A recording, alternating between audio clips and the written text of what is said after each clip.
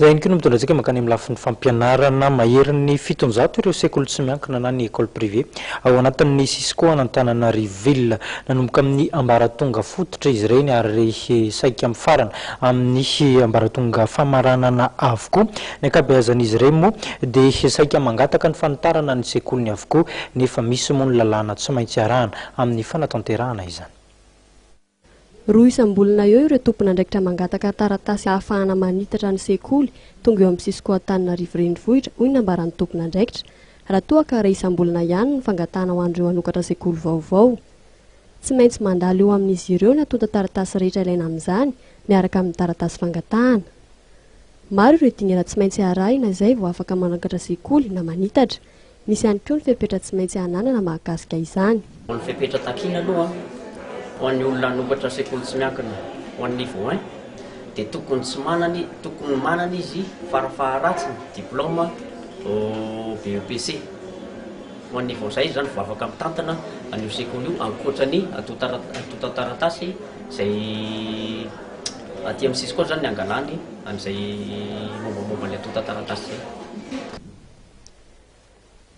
Mahakasika ireo sekoly tsy miankina kanefa manitatra ny sekoly ao aminy dia no amafisina manokana fa tokony anatona ny tompon'andraikitra izy ireo.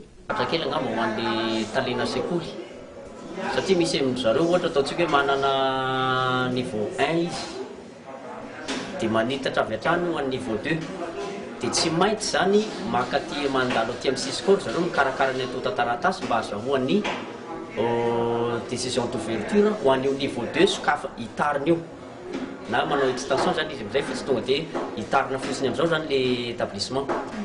Ohatra zany ihany koa na manana niveau 1 izy nefa izy tianao an'le préscolaire dia misy amin'ireo sekoly sasany tonga dia manao préscolaire nefa tsy nahazoana fa azo andalana avy aty amin'ny Cisco. Dikan'izay zany raha manana niveau 1 ianao ka tianao an'le préscolaire dia tsy maintsy mandalo aty amin'ny Cisco ho antsika eto Antananarivo renivohitra makarakara an'le atota taratasy dia mivoaka ihany koa fa azo andalana manokatra an'le présco. Satria izay anton'izay raha zay tsy misy dia mety hisy fahatapahana eo amin'ny resaka subvention zany izay ny ONEP moa mazava azy mikarakara an'le atota taratasy mahakasika an'le izy. Nambaran'ireo tompon'andraikitra fa azo atao tsara manakatona ireo sekoly tsy manara-dalàna indrindra eo amin'ny fanarahan-penitra ny sekoly izay anaran'ireo mpianatra. Mahakasika ireo manana fangatahana anitatra dia misy ny fanaraha-maso atao amin'ireo tompon'andraikitra amin'izany miaraka amin'ireo taratasy fifanekena amin'ireo fepetra tokony ho arahina.